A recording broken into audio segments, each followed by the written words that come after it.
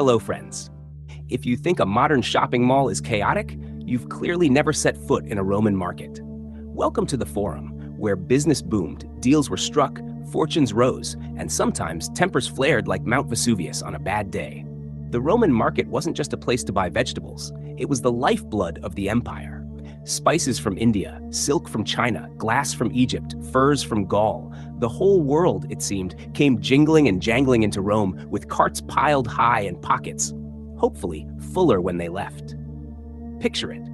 Vendors yelling over each other like roosters at dawn. Fruits stacked in pyramids high enough to impress the gods. Fish so fresh they practically swam off the stalls. And in between, the ever-present aroma, a heady mix of roasted meats, perfume oils, fresh bread, and just a hint of donkey. Want a new toga? There's a stall for that. Need a good luck charm shaped like a phallus? Don't laugh. It was all the rage. You're covered. Looking to buy a pet monkey imported from Africa? Well, you might want to haggle a bit, but yes, they have those too. The art of bargaining was practically a sport. A skilled Roman shopper could shave a few denarii off the price of a jar of honey or a pair of sandals with just the right combination of flattery, outrage, and dramatic sighing. Walk away too soon, and the vendor would chase you, shouting sweeter offers.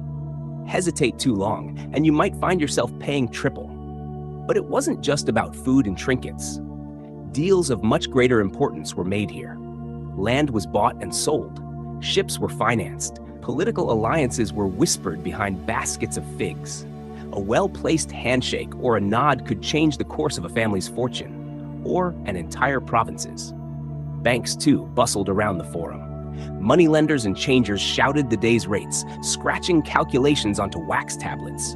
If you needed a loan for your olive farm, or wanted to speculate on that risky shipment of Spanish silver, this was the place to make your move. And Hope Fortuna, goddess of luck, was smiling down at you. The wealth generated by these markets funded villas, baths, temples, and of course, the endless demands of the Roman military machine. The flow of commerce was so vital that even emperors knew better than to interfere too much. After all, an unhappy merchant class could mean an unhappy city, and an unhappy city could mean trouble faster than you could say, Ave Caesar! Markets weren't just in Rome either. Every major Roman town had its own buzzing hub. Local farmers brought produce, craftsmen hawked their wares, foreign traders peddled exotic goods with even more exotic stories. No matter where you traveled in the empire, a market day promised news, excitement, and a very real possibility of coming home with a goat you didn't intend to buy. Yet with so much money, power, and noise swirling about, disputes were inevitable. A spoiled amphora of wine, a missing shipment of ivory, a handshake deal gone sour. Who could sort out all the shouting? That's where Rome's real genius came in, the law. Next time, we'll leave the clamor of the market behind and step into the solemn, toga-clad world of Roman justice, a system so intricate, so influential, that its echoes still shape our courts today.